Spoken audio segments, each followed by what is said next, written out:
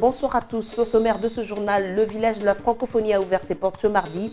Une cérémonie officielle y a été organisée. Plus d'une centaine de stands sont ouverts gratuitement au public. La RDC va tirer profit du 14e sommet de la francophonie. C'est l'administrateur délégué général de l'OIF qui le dit. Il répondait aux questions de Freddy Moulumba. À suivre dans ce journal le premier grand dossier consacré à la fête francophone et il en sera ainsi tous les jours. Hormis la fête francophone, l'autre actualité, c'est la rencontre de Kampala sur l'insécurité dans l'est de la RDC.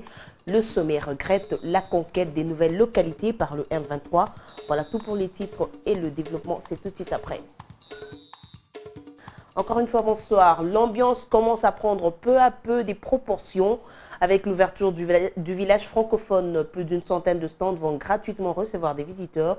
La diversité culturelle congolaise y est étalée. Retour sur l'ambiance qui a prévalu cet avant-midi et les préparatifs se sont poursuivis jusque ce mardi matin. Jemima Mogo. C'est sous ces chants de fanfare que le village francophone a ouvert ses portes. Ici, tout est prêt pour accueillir les visiteurs. Les dernières touches de finissage sont aussi observées. Ce site, retenu pour ce grand événement, possède plus d'une centaine de stands.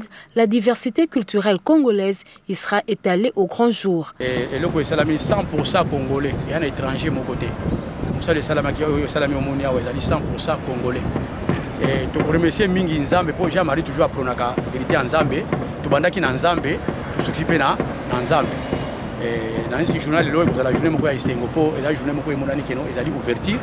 Il est prévu des stands spécifiquement réservés à des consultations médicales juridiques gratuites. Nous allons faire des consultations juridiques gratuites à partir de demain et aussi des consultations médicales gratuites. On parlera du cancer du sein pour que les femmes soient informées sur cette maladie. C'est donc au stade des Martyrs, dans ce village francophone, qu'a été donné le coup d'envoi des festivités du 14e sommet. Puisque l'on vit dans la fièvre de la francophonie, d'aucuns se demandent entre la RDC et la francophonie qui profite de l'autre. Pour Clément Duhem, administrateur délégué à la francophonie, la collaboration entre les deux est de mise. Si la RDC résout la question de l'alphabétisation, eh bien c'est la grande communauté francophone qui en tire profit et il est interrogé par Freddy Moulumba.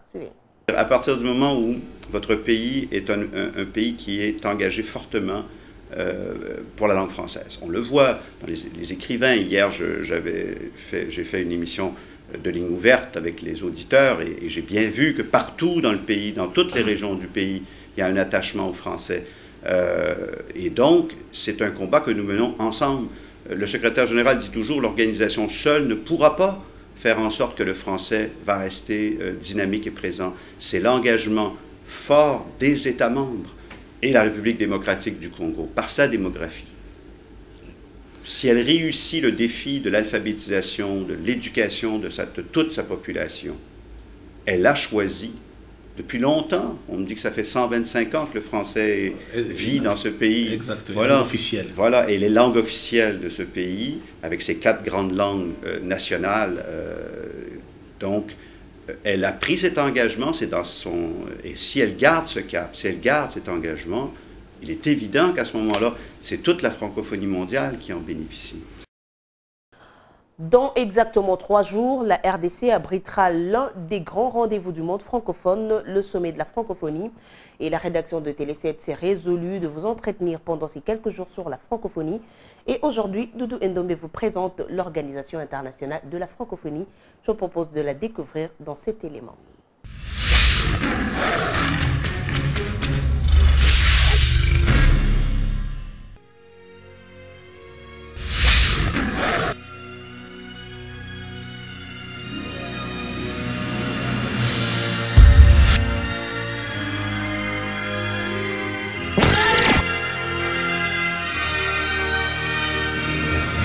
Depuis quelques jours, l'Equino ne jure que par la francophonie. Eh bien, parlons un peu de l'Organisation internationale de la francophonie. L'OIF, c'est une personne morale de droit international public et possède une personnalité juridique. Créée le 20 mars 1970 par la Convention de Niamey, elle a son siège à Paris, en France. L'Organisation internationale de la francophonie est composée de 75 États et gouvernements, dont 56 membres et 19 observateurs. Une vraie communauté de destins consciente des liens et du potentiel qui possède du partage d'une langue, le français, et des valeurs universelles. Pour financer ces actions de coopération, la francophonie dispose d'un budget, recette qui provient essentiellement des contributions statutaires et par d'autres volontaires. Tenez, en 2009 par exemple, le budget s'élevait à 89,233 millions d'euros. Pour faire partie de l'espace francophone, eh bien, un État ou un gouvernement formule officiellement la demande, le sommet sur base des recommandations de la conférence ministérielle délibérant à huis clos et décidera ensuite d'accueillir ou non le nouveau requérant. Pour aujourd'hui, retenez que l'OIF est placé sous l'autorité des 3 instances politiques, à savoir le sommet, l'instance qui se réunit tous les 2 ans, la conférence ministérielle et le conseil permanent de la francophonie.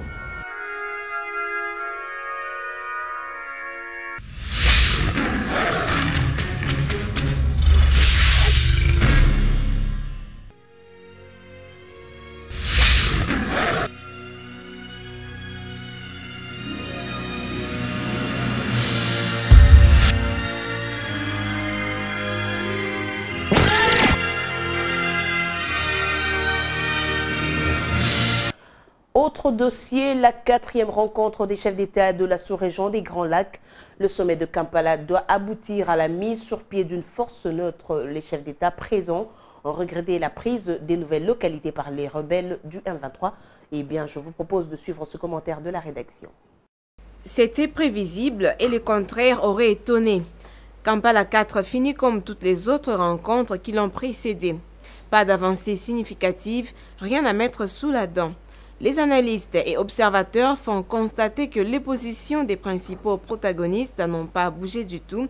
À la place d'un engagement ferme de la conférence internationale sur la région des Grands Lacs, obligeant notamment le Rwanda à mettre fin à son aventure belliqueuse dans l'est de la RDC, le sommet de Kampala, le 4e, en l'espace de 3 mois, a tout simplement exprimé ses regrets sur l'avancée des rebelles du M23 dans les territoires des Rutshuru. Un seul élément positif peut-être, c'est la présence de Paul Kagame qui cette fois a fait le déplacement de la capitale ougandaise, sans doute après une intense pression de la communauté internationale. Pas de déclaration contraignante, rien sur la mise en place de la force neutre. Voilà qui fait dire aux pessimistes que Kampala n'aura été qu'une rencontre de trop, alors que la solution à la crise qui déchire l'est du pays réside ailleurs que dans toutes ces réunions inutiles et stériles. Paul Kagame, qui campe sous la position, n'entend nullement porter le fardeau de la catastrophe humanitaire qui pèse sur l'est de la RDC, où il est fait état de plusieurs milliers de sans-abri et des populations en errance à la recherche d'une paix qui ne viendra pas demain la veille. Pour la RDC et tout son peuple, seul le 14e sommet de la francophonie reste la seule tribune où le gouvernement devrait se servir pour dénoncer la cabale qui met l'est du pays dans une situation d'ingouvernabilité. Le ministre des Finances et la Banque africaine de développement viennent de signer un protocole d'accord basé sur la lutte contre la déforestation.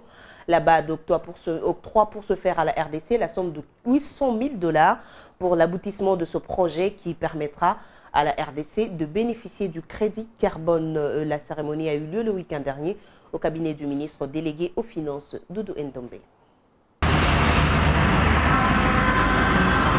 800 000 $ américains, c'est la première tranche que la Banque africaine de développement s'engage à débloquer pour financer la première phase du programme d'investissement forestier en République démocratique du Congo.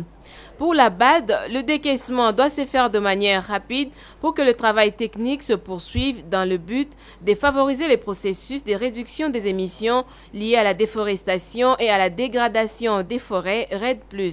Le financement du projet lui-même, on vous a dit qu'il s'agissait d'un coût de 60 millions.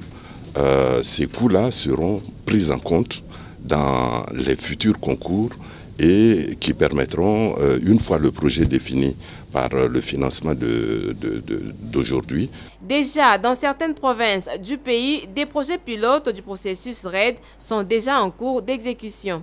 Ça, c'est un élément important dans le processus. Il faut disposer d'un système satellitaire pour suivre les taux de déforestation sur le territoire national. Et tout cela, il y a ce qu'on appelle les niveaux de référence. Donc nous devons faire une comparaison à nos taux de déforestation tels qu'ils étaient en 1990. Et nous faisons des comparaisons. S'il y a des réductions, on prétend au mécanisme carbone. Le coût total du projet s'élève à 60 millions de dollars américains. Le ministre délégué du Premier ministre chargé des Finances se félicite du partenariat RDC-BAD au grand profit de la population.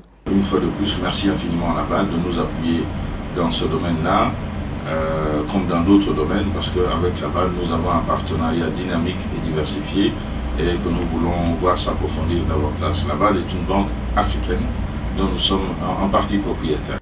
Le gouvernement s'engage à mobiliser des ressources à partir du secteur forestier au profit du trésor public. Une visite pour palper les réalités de sa province en vue d'une thérapie appropriée. Le candidat Jean Bamanissa l'a entreprise dans quelques entreprises de la province orientale. L'Office des routes et le Service national de mécanisation agricole qui viennent de recevoir du gouvernement des matériels pour la réhabilitation des routes et la relance du secteur agricole font également partie des priorités du candidat gouverneur. Les détails avec Monul Fabosson. Réconforté par les propos du ministre de l'Intérieur qui, s'exprimant sur une radio locale, a affirmé que le chef de l'État ne s'est pas encore prononcé sur les candidats gouverneurs de la province orientale que la majorité présidentielle devrait soutenir et qu'il attendait le faire après la tenue du 14e sommet de la francophonie. Jean Bamanissa, qui a déposé sa candidature au poste laissé vacant par Médard Aouchai à Senga, a fait une descente sur le terrain pour faire l'état de lieu de sa province. La première entreprise qu'il visite, c'est l'Office des routes. Il faut que je sache un peu comment les différentes unités, les différentes structures provinciales fonctionnent. On a un problème ici qui est crucial, c'est celui des routes. C'est de voir aujourd'hui, nous sommes très contents que le gouvernement est en train d'envoyer du matériel, mais il faudrait que ça puisse fonctionner correctement pour non seulement ouvrir les routes, mais aussi entretenir et suivant la politique du gouvernement. Il est surpris de constater que le gouvernement avait le même souci que lui pour la réhabilitation des routes. Province à vocation agricole, la province orientale a bénéficié des matériels agricoles offerts par le gouvernement pour la relance de ces secteurs. Jean Bamanissa, qui place l'agriculture parmi ses principales priorités, pense que la mécanisation décidée par le gouvernement mérite d'être encadrée pour un bon rendement. Au niveau de Senama, l'agriculture reste une priorité, donc nous pensons que ce sont des structures que nous devons consolider, qui ont aujourd'hui du matériel qui peut permettre la mécanisation de l'agriculture et il faut l'encadrer parce que tous ces tracteurs que vous voyez, c'est de l'argent que le gouvernement achète, les camions de l'Office des routes, c'est de l'argent. Il faut que leur gestion et leur rendement soient efficaces, efficients. En bon manager, Jean Bamanissa pense activer les partenariats publics-privés qu'il faut privilégier pour le développement de la province orientale. Il projette dans ces cadres la construction d'une nouvelle centrale hydroélectrique qui viendrait à la rescousse de la Tchopo, qui peine à répondre aux besoins en énergie de la ville de Kisangani. Comment faire du lobbying parlementaire, guide de la participation citoyenne des lois? C'est le titre d'un nouvel ouvrage porté sur les fonds baptismaux ce mardi au CEPAS. Cette œuvre de Ferdinand Kapanga répond aux besoins des législateurs pour leur permettre de s'imprégner de l'immensité et de la noblesse de leur travail et les membres de la société civile d'avoir de l'intérêt pour le lobbying parlementaire. Oscar Bakandoa et Cédric Dimbo. Les membres de la société civile, des personnalités indépendantes, des chercheurs de tous bords ont suivi avec attention la présentation de ce livre par le professeur Kambayi Bouacha. L'auteur a voulu répondre, comme il est dit lui-même, comme le dit le préfacier, d'une part aux besoins de législateurs congolais, pour leur permettre de s'imprégner de l'immensité, de la rudesse et de la noblesse de leur travail.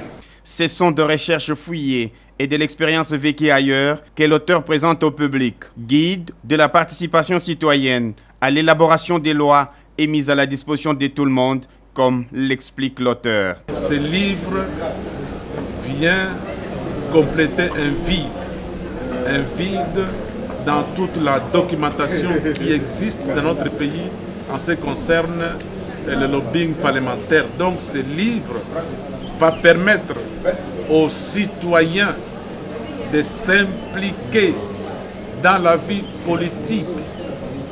Pourquoi? Parce qu'on ne peut pas concevoir une démocratie sans implication des citoyens qui sont les premiers concernés.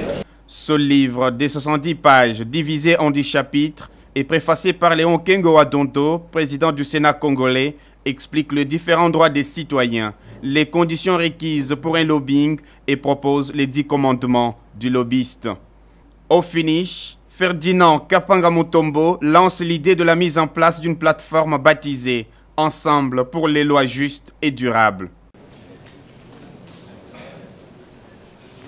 Le monde entier a célébré la journée mondiale de la Poste, thème retenu cette année, un service public mondial d'une valeur internationale. La Poste a été obligée de s'adapter aux nouvelles technologies de l'information et de la communication. La Poste est irremplaçable selon les dirigeants de la Société commerciale de Poste et Télécommunications. Les détails dans ce reportage. Célébrer dans le monde entier la journée mondiale de la Poste est l'occasion donnée à la communauté nationale d'en savoir plus sur des services qu'offre la Poste. Un service public mondial d'une valeur inestimable, c'est sous ce thème que l'Union postale universelle, qui compte aujourd'hui 132 ans depuis son existence, place cette journée qui sera peut-être célébrée après le sommet de la francophonie. Pour Placide Mbatika, ADG de la SCPT, la Poste congolaise est en vie. Elle s'adapte aux technologies de l'information et de la communication. La Poste est une référence à travers le monde, à travers toute le ville. Alors, elle a sa mission c'est d'abord de collecter, acheminer et distribuer les parcelles et les courriers de ses clients. Donc, sa mission n'a pas évolué, mais elle s'adapte au fur et à mesure que les choses avancent. L'occasion faisant le larron, l'ADG de la Société commerciale des postes et télécommunications est largement revenu sur l'importance de la poste dans le monde, mais surtout son avenir avec l'arrivée des outils informatiques qui viennent s'associer aux services existants à la Société commerciale de postes et télécommunications. Jamais on peut parler de la poste actuellement sans qu'il y ait la valeur ajoutée de l'informatique, sans qu'il y ait la valeur ajoutée de l'Internet. Donc, par rapport à ça, c'est par rapport à ces dimensions, ces valeurs traditionnelles. La Poste a plutôt inséré la dimension électronique dans le sens que maintenant, à la Poste, on utilise souvent l'e-commerce, le commerce électronique ou le e-poste, donc la poste électronique. La Poste, autrement considérée comme un office, travaille désormais comme une véritable entreprise commerciale. Cette société au service du public fait de son mieux pour reprendre la confiance de la population à travers son service modernisé. La proposition de loi portant création et fonctionnement de la Commission nationale des droits de l'homme, le projet de loi portant réforme de la CENI, il en a été question ce mardi au cours du point de presse organisé par le groupe Lotus et la société civile en partenariat avec le PNUD et l'OIF.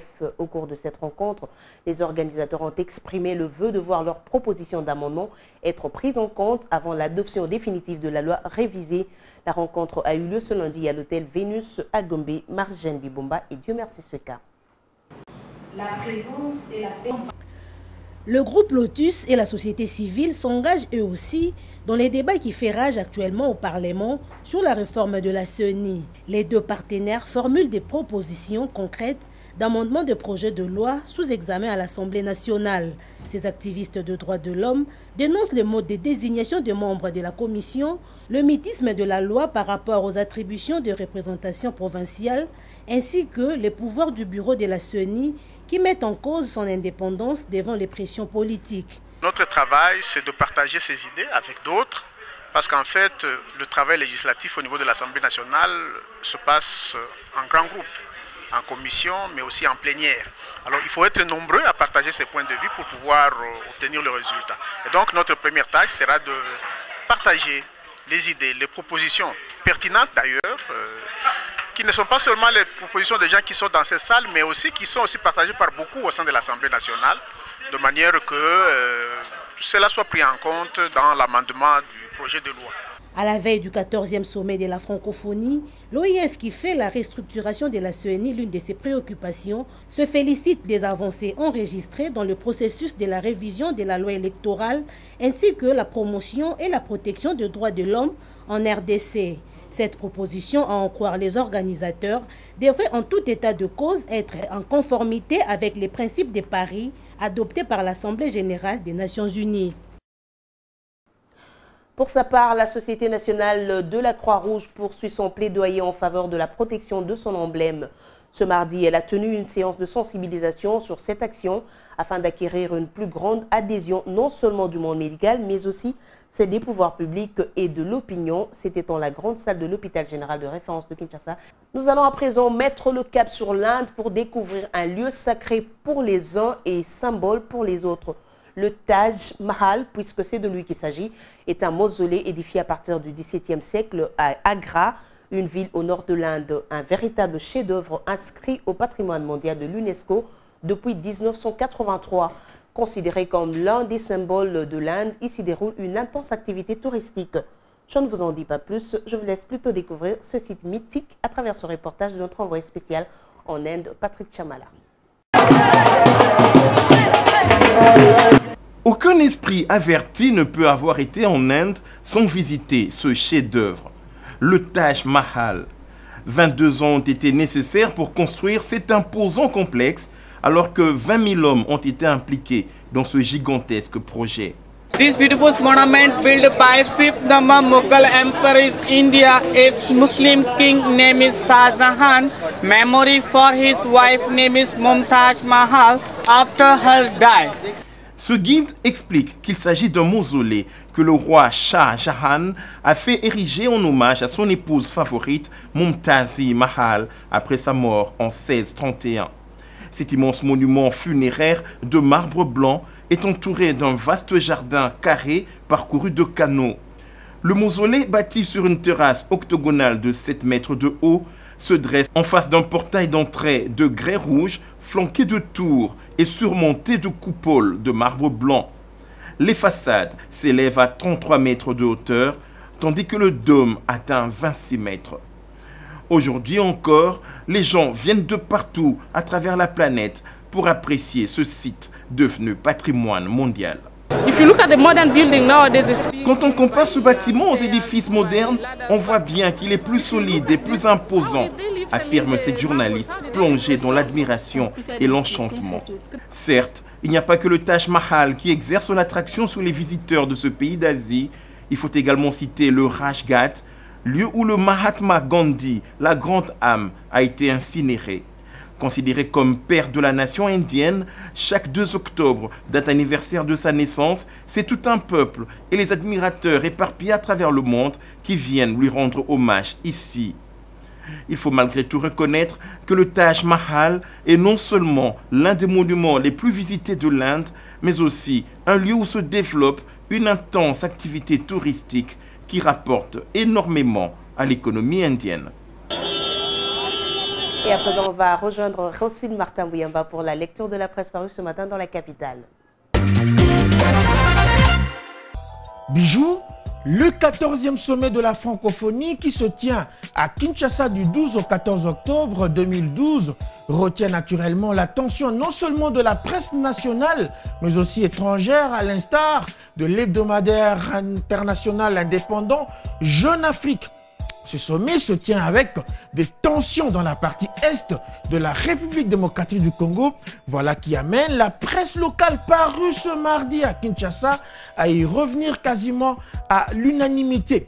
Premier à le dire, c'est l'Observateur qui justement revient sur la réunion de Kampala au siège de la CIRGEL où des chefs d'État et des gouvernements des pays membres de cette organisation se sont réunis sur la question justement de la sécurité de l'Est de la République démocratique du Congo.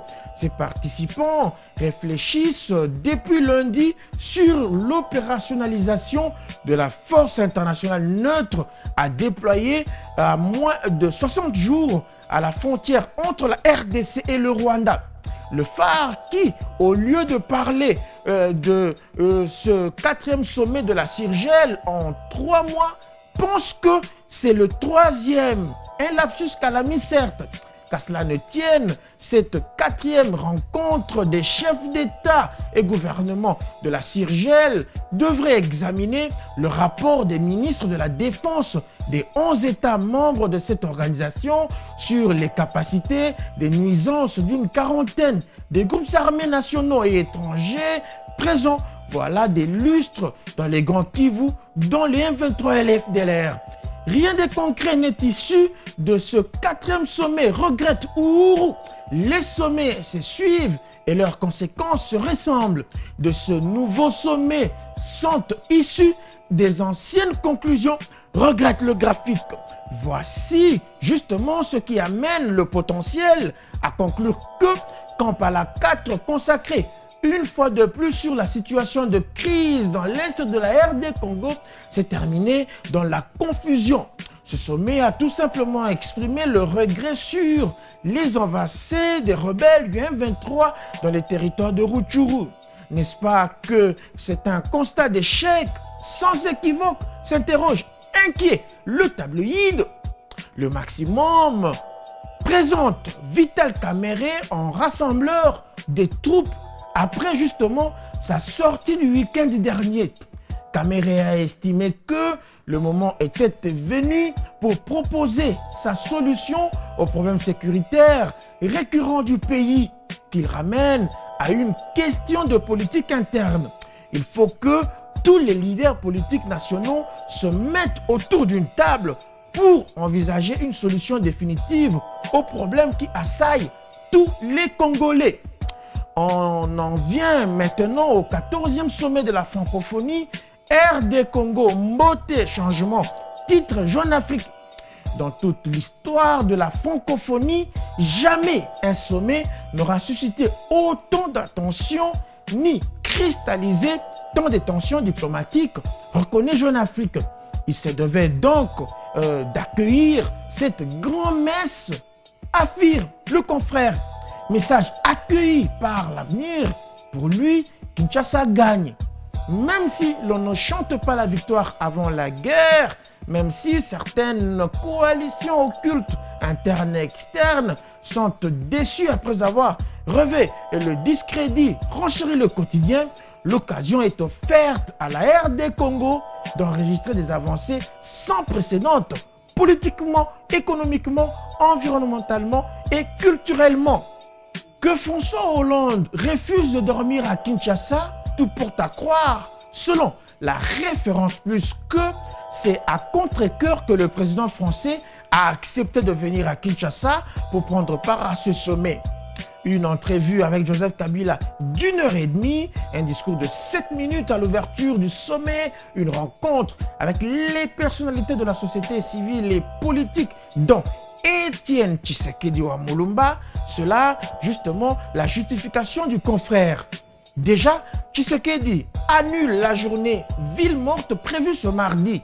Cette décision, à en croire la prospérité, a été prise en communion avec les forces vives de la nation dans les soucis de recadrer des actions initiées par le parti. C'est sur conseil de plusieurs de ses partenaires perçoit le palmarès que l'UDPS s'engage à ne rien entreprendre des fâcheux contre le 14e sommet de la francophonie. Et ces phrases interdites de lire enseignent que le recteur de l'UNIKIN présente un jeune professeur diplômé à l'université apostolique de Kapondé. Je vous présente Monsieur Machacha, un professeur doté d'une vaste culture. Il parle 5 langues, le français, l'anglais, l'espéranto, le chinois et le hasard. Bijou, vous parlez combien de langues? Moi, j'en parle 71. Austin Martin Bouyamba, merci pour cette revue de presse. En tout cas, je parle plus d'une langue, mais je ne vous crois pas quand vous me dites que vous parlez plus de 71 langues. Et c'est la fin de ce journal. Merci de l'avoir suivi. Au revoir.